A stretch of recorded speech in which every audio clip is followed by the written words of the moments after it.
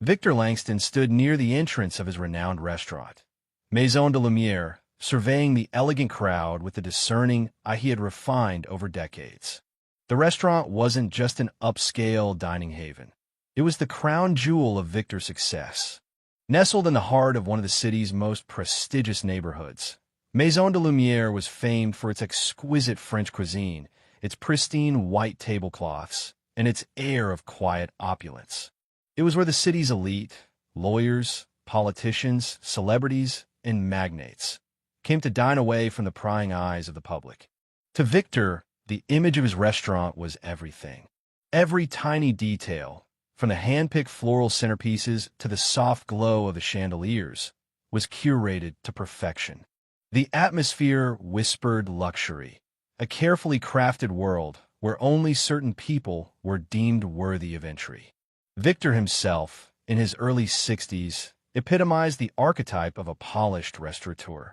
With his silver hair neatly combed back, a sharp-tailored suit, and a stoic expression, he embodied control and authority. But behind this carefully cultivated facade was a man carrying deep-seated prejudices. Victor never displayed overt racism, at least not in public, but those who knew him well were aware of his quiet judgments, often based on nothing more than appearance. That evening, as he stood by the grand entrance, Victor noticed a couple walking up the cobblestone path leading to the restaurant. They were impeccably dressed. The man wore a sleek black tailored suit, his polished shoes reflecting the soft ambient light, while the woman wore a breathtaking deep emerald gown that shimmered as she walked. Their presence should have blended seamlessly into the elegance of the evening, but Victor's gaze narrowed. The couple, Julian and Camille Robinson, were black.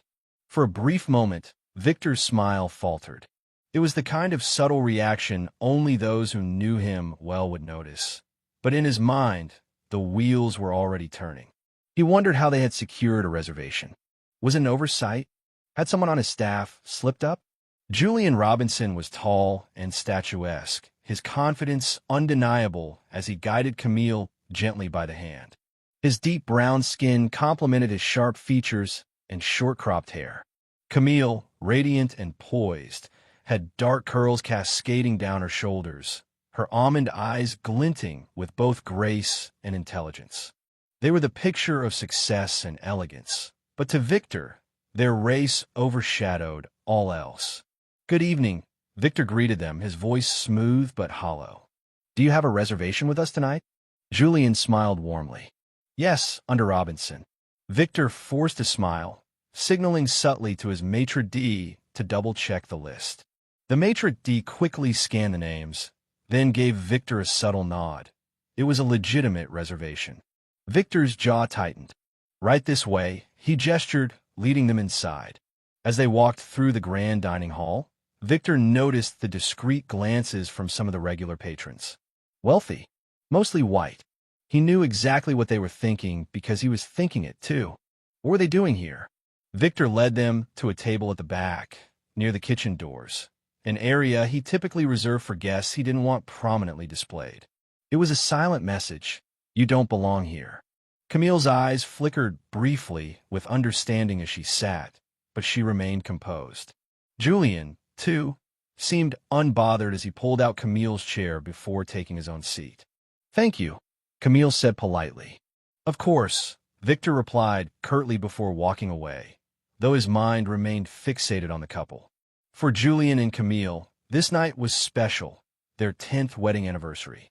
They had chosen Maison de Lumière after months of planning. Its exclusivity was part of the appeal. It felt like a reward for all the years of hard work they had poured into their lives and careers. But now, seated near the clang of kitchen doors, they could feel the subtle but undeniable slight. "Beautiful place," Camille whispered, her hand lightly brushing Julian's. "It is," Julian replied, his smile gentle but tight. "Let's make the most of it." They were no strangers to this kind of treatment. They had faced it before, sometimes overt, sometimes hidden behind forced smiles and polite tones. But tonight was supposed to be about them. They weren't going to let someone else's ignorance ruin it. Victor, meanwhile, kept a keen eye on them. The staff seemed hesitant to approach their table, glancing at Victor for silent cues.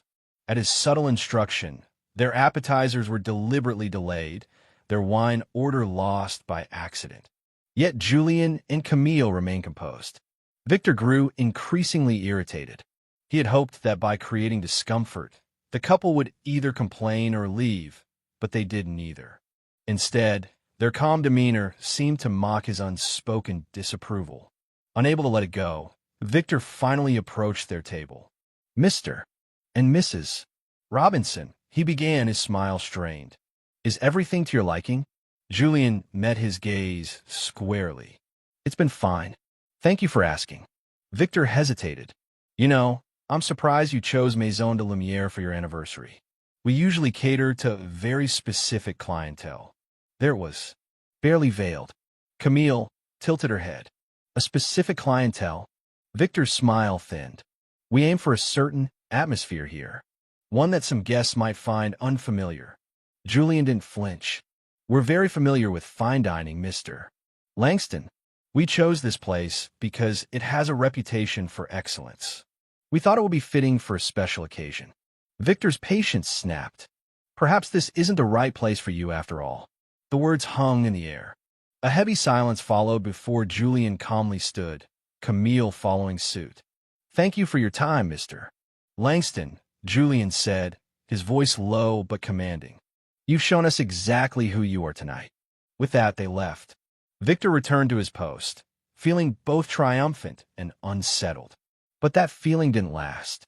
A week later, Victor sat in his office when a sleek envelope arrived.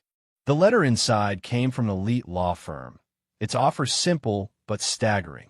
An anonymous investor was prepared to buy Maison de Lumière at a price well above market value. Excited at the prospect of retiring in luxury, Victor agreed to the meeting. The next day, he walked into the towering office of the law firm, adjusting his cufflinks as he prepared to meet this mysterious investor. But when the door opened, his heart sank. Julian and Camille Robinson sat at the head of the conference table. Victor's face drained of color. "Mr. Langston," Julian greeted smoothly. "Thank you for coming." I wasn't expecting." Camille gestured for him to sit. "Were the investors interested in your restaurant?" The room felt suffocating. "We've built a hospitality empire," Julian continued. "And Maison de Lumière is exactly the kind of property we like to add to our portfolio. But after our last experience here, we debated it, until we realized something." Victor sat in stunned silence. "You thought we didn't belong in your world," Camille said softly. "But the truth is, we own it now." Victor had no choice but to sell. Under the terms of the agreement, he was required to leave quietly, never to open another competing restaurant. As he signed the papers, Victor's hands trembled. His empire, built on exclusivity and quiet bigotry, now belonged to the very people he had tried to push out. Julian extended a hand. "We'll take care of it, Mr. Langston."